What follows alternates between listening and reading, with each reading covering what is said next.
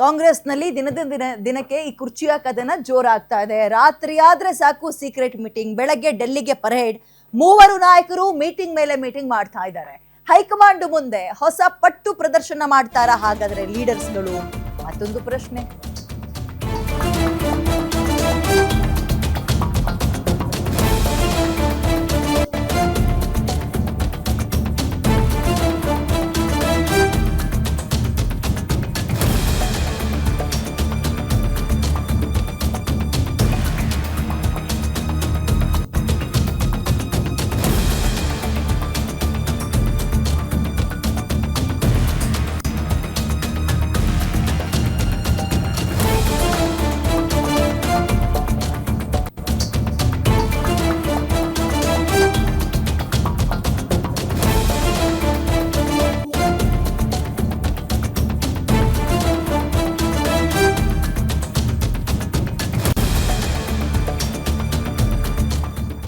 ನಿನ್ನೆ ಸತೀಶ್ ಜಾರಕಿಹೊಳಿ, ಪರಮೇಶ್ವರ್, ಬಿಕೆ ಹರಿಪ್ರಸಾದ್ ಸಭೆ ಮಾಡಿದ್ರು. ಸಿಎಂ ಕುರ್ಚಿ ವಿಚಾರವಾಗಿ ಹೈ ವೋಲ್ಟೇಜ್ ಪಾಲಿಟಿಕ್ಸ್ಗಳು ನಡೀತಾ ಇದೆ. ಭಾರಿ ಕುತೂಹಲಕ್ಕೆ ಈ ಅಹಿಂದ ನಾಯಕರ ಮೀಟಿಂಗ್ ಕಾರಣವಾಗ್ತಾ ಇದ್ದು, ಸಿದ್ದರಾಮಯ್ಯ ಪರವಾಗಿ ಮೂವರು ಲೀಡರ್ಸ್ಗಳು ನಿಂತಿದ್ದಾರೆ.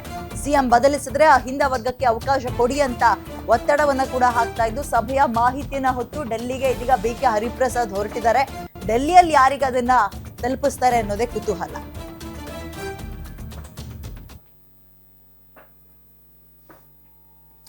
ಮೋರ್ ಡೀಟೇಲ್ಸ್ ನನ್ನ ಕಲ್ಲಿಗ ದುರ್ಗೇಶ್ ನೀಡ್ತಾರೆ. ದುರ್ಗೇಶ್, ಡಿಕೆ ಬಣಕ್ಕೂ ಮತ್ತು ಸಿದ್ದರಾಮಯ್ಯ ಬಣಕ್ಕೂ ಇರುವಂತಹ ಒಂದು ಚಿಕ್ಕ ವ್ಯತ್ಯಾಸವನ್ನ ನಾವು ನೋಟಿಸ್ ಮಾಡಿದಾಗ, ಡಿಕೆ ಬಣದಲ್ಲಿ ಒಂದೇ ಕೂಗು, ಅದು ಡಿಕೆ ಶಿವಕುಮಾರ್ ಅವ್ರಿಗೂ ಅವಕಾಶ ಕೊಡಬೇಕು ಸಿಎಂ ಆಗಕ್ಕೆ ಅಂತ. ಬಟ್ ಸಿದ್ದರಾಮಯ್ಯ ಬಣದಲ್ಲಿ ಈ ದ್ವಂದ್ವ ನಿಲುವು, ಸಿದ್ದರಾಮಯ್ಯ ಅವ್ರು ಮುಂದುವರಿಲಿ, ಇಲ್ಲ ಅಂದ್ರೆ ನಮ್ಮಲ್ಲಿ ಯಾರಿಗಾರು ಒಬ್ರಿಗೆ ಕೊಡಿ ಅಂತ. ಏನಂತೀರಾ? ಅಂಡ್ ಹರಿಪ್ರಸಾದ್ ಅವ್ರಿಗೆ ಇವತ್ತು ಯಾರು ಟೈಮ್ ಕೊಟ್ಟಿದ್ದಾರೆ, ಯಾರನ್ನ ಮೀಟ್ ಮಾಡ್ತಾ ಇದ್ದಾರೆ ಡೆಲ್ಲಿಯಲ್ಲಿ?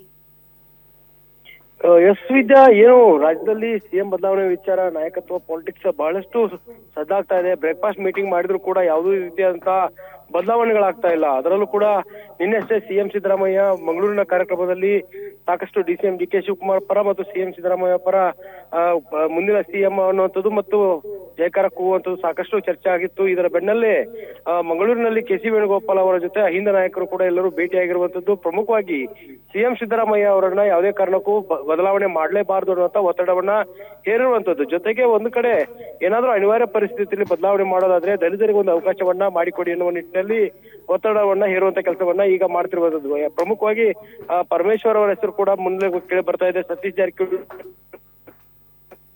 ಮುನಿಯಪ್ಪ ಆಗಿರ್ಬಹುದು, ಇವರು ಹಿರಿಯ ಸಚಿವರಿದ್ದಾರೆ, ಜೊತೆಗೆ ಅನುಭವಿ ರಾಜಕಾರಣಿಗಳಿದ್ದಾರೆ. ಇವರು ದಲಿತ ಸಿಎಂ ಆಗ್ಲೇಬೇಕನ್ನುವಂಥದ್ದು ಕೂಡ ಈ ಹಿಂದಿನಿಂದಲೂ ಕೂಡ ಕೂಗು ಕೇಳಿ ಬರ್ತಾ ಇದೆ. ಹೀಗಾಗಿ ಸಿಎಂ ಸಿದ್ದರಾಮಯ್ಯ ಅವರನ್ನ ಅನಿವಾರ್ಯ ಪರಿಸ್ಥಿತಿಯಲ್ಲಿ ಬದಲಾವಣೆ ಮಾಡಿದ್ರೆ ದಲಿತರಿಗೆ ಒಂದು ಅವಕಾಶ ಕೊಡಿ ಅನ್ನೋ ನಿಟ್ಟಿನಲ್ಲಿ ಹೈಕಮಾಂಡ್ ನಾಯಕರ ಭೇಟಿಗೆ ಈಗ ಬಿಕೆ ಹರಿಪ್ರಸಾದ್ ಅವರು ಕೂಡ ಮುಂದಾಗಿರುವಂತದ್ದು. ನಿನ್ನೆ ಅಷ್ಟೇ ಸತೀಶ್ ಜಾರಕಿಹೊಳಿ ಅವರ ನಿವಾಸದಲ್ಲೂ ಕೂಡ ಪರಮೇಶ್ವರ್ ಮತ್ತು ಸತೀಶ್ ಜಾರಕಿಹೊಳಿ, ಬಿಕೆ ಹರಿಪ್ರಸಾದ್ 1.5 ಗಂಟೆಗಳ ಕಾಲ ಚರ್ಚೆ ನಡೆಸಿದ್ರು.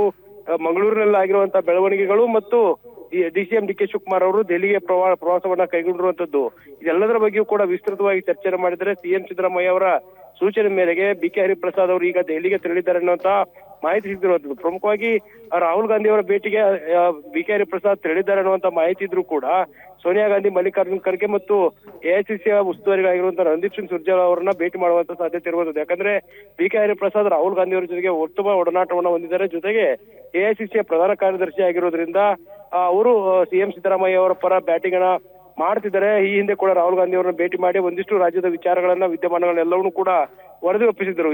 ಈಗ ಆಗ್ತಿರುವಂತಹ ಬೆಳವಣಿಗೆಗಳು, ಬ್ರೇಕ್ಫಾಸ್ಟ್ ಮೀಟಿಂಗ್ ಬಳಿಕ ಡಿಸಿಎಂ ಡಿಕೆ ಶಿವಕುಮಾರ್ ದೆಹಲಿ ಪ್ರವಾಸ ಕೈಗೊಂಡಿರುವಂತದ್ದು, ಅವರ ಪರ ಶಾಸಕರು ಮತ್ತು ಅಭಿಮಾನಿಗಳು ಸಿಎಂ ಆಗ್ಬೇಕು ಅನ್ನುವಂತ ಒತ್ತಡವನ್ನು ಹೇರುತ್ತಿರುವಂತದ್ದು, ಎಲ್ಲ ವಿಚಾರಗಳನ್ನ ಇಟ್ಕೊಂಡು ರಾಹುಲ್ ಗಾಂಧಿ ಅವರನ್ನ ಮತ್ತು ಹೈಕಮಾಂಡ್ ನಾಯಕರ ಭೇಟಿಗೆ ಈಗ ಬಿಕೆ ಹರಿಪ್ರಸಾದ್ ಅವರು ಮುಂದಾಗಿರುವಂತದ್ದು. ವಿದ್ಯಾ, ಓಕೆ, ಧನ್ಯವಾದ ದುರ್ಗೇಶ್ ಡೀಟೇಲ್ಸ್ಗೆ.